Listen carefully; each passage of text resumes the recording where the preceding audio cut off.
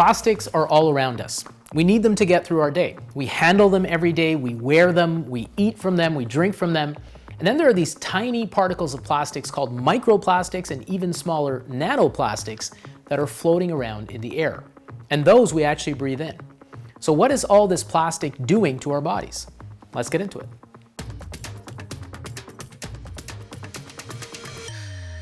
Plastics are a type of polymer. There are polymers in nature, but plastics are synthetic polymers made artificially, and they contain long chains of molecules in repeating units in patterns that are not found in nature.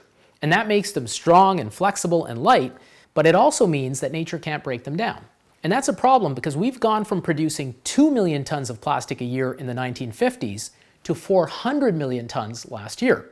And less than 10% of all the plastic ever produced has been recycled. So where does it all go? Millions of tons end up in landfills every year, and millions more end up in our oceans. And rather than decomposing, plastics just erode into smaller and smaller pieces. And by the time they break down to a size of 5 millimeters, we call them microplastics. And those microplastics are everywhere. They're in our drinks and our tap water because they're in the water supply. They're in our fruits and vegetables because they're in our soil. And they're even in our burgers because they make their way up the food chain into livestock. And not only do they come from water and landfill pollution, but they also come from everyday sources around us. We wear synthetic fibers, we walk on synthetic carpets, our food is wrapped in plastic, our cars run on tires that contain plastic. And all of those materials with everyday wear and tear release plastics. Now some of those are small enough to float around in the air, particularly fibers that come off of clothing like nylon or polyester clothing. And there are man-made plastics that are these tiny, perfect little spheres that are used as exfoliating agents in cosmetics creams.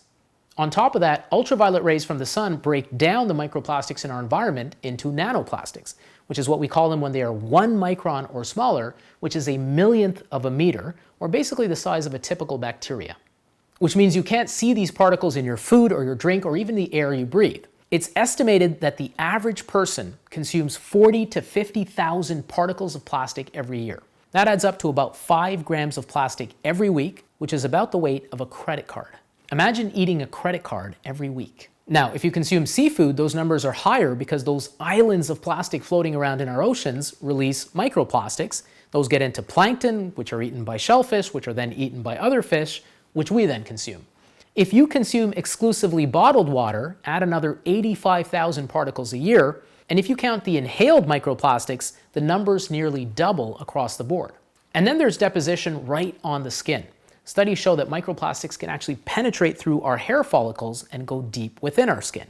They've been found in our bloodstream, urine, breast milk, basically in every major organ. They've even been found in the placenta and shown to cross over into the developing baby. So our exposure starts even before birth. And the question is, what is all this plastic doing to our health? Well, the problem is that it's really hard to study because plastics are everywhere and everyone has exposure to them, which makes it really hard to compare exposed groups of people to unexposed groups. But we can learn from extreme examples. People who work in plastic manufacturing plants have a lot more exposure. And as it turns out, they do get more cancers. Plastic recycling workers also get more of certain types of cancer, and they have a higher chance of cardiovascular disease. People who work in synthetic textile manufacturing plants who are breathing in those microplastics all day have been shown to have plastic accumulation in the lungs, leading to respiratory symptoms and lower lung function, and they also have an increased risk of esophageal and stomach cancer.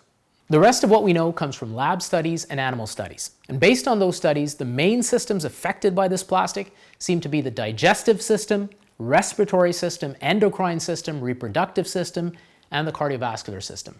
So the digestive system is directly affected by those plastics that we eat and drink. They irritate the gastrointestinal tract, they cause inflammation, and in some cases they actually cause gastrointestinal symptoms. Because those microplastics are often colonized with microorganisms, they can also be a source of infection.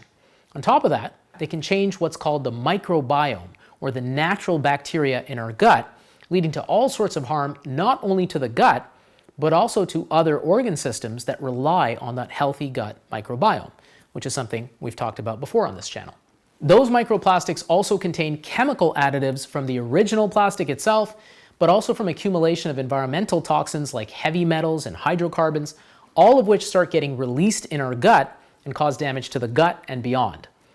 There's even a study that found higher levels of microplastics in the stool of people who have inflammatory bowel disease compared to people who don't, suggesting that these plastics may play a role in IBD. Similarly, when you breathe in these particles, they have a direct effect on your respiratory system. They cause inflammation in the large airways in the lungs, damaging that lining, and in some studies, they cause symptoms like shortness of breath and cough. These plastics also interfere with the production, release, transport, and elimination of certain hormones, and that leads to all sorts of disruptions in our endocrine systems.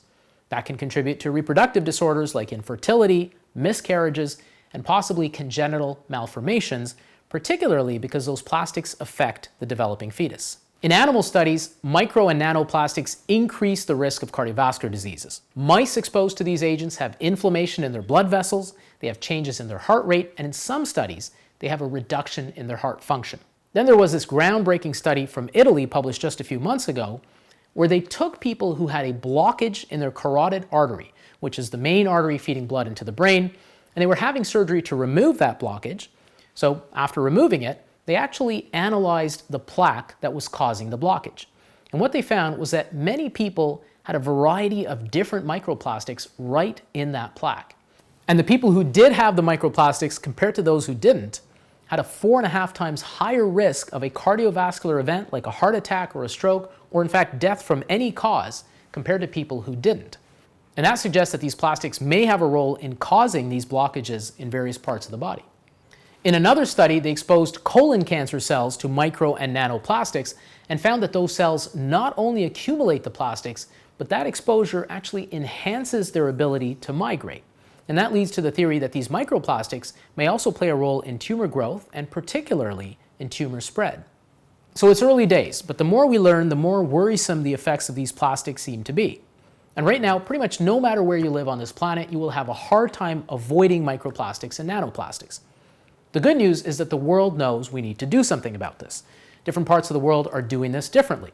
For example, in Canada, single-use plastics like straws and plastic bags and disposable utensils are banned. And that's a start. But more importantly, the United Nations is trying to get countries to agree to a treaty to limit all plastic waste, just like they've done with greenhouse gas emissions. So there is some hope. And there are some things you can do in your day-to-day life to reduce your exposure. So steer clear of single-use plastic cups and utensils, and water bottles, and plastic takeout containers, and food wraps. Basically, any type of plastic that's in contact with your food or drink. And don't store leftovers in plastic either. Use glass or aluminum foil. Try to prioritize whole foods and organic foods and reduce your seafood consumption. Consider a plastic-free personal care routine, which means avoiding those microplastics in certain toothpastes and creams and soaps, all of which you can look up in online databases. Also consider prioritizing clothing that's made of naturally occurring fibers like cotton over synthetic fibers. At the end of the day, plastics are all around us, and they're here to stay, at least for the foreseeable future. And no one can live in a bubble, so it's really hard to avoid them. As the science in this area advances, we'll hopefully learn more about their true health effects, and hopefully also how to prevent those effects. In the meantime, try your best to do some of those little things in your daily routine that can reduce your exposure. For more on health and science, subscribe to the feed.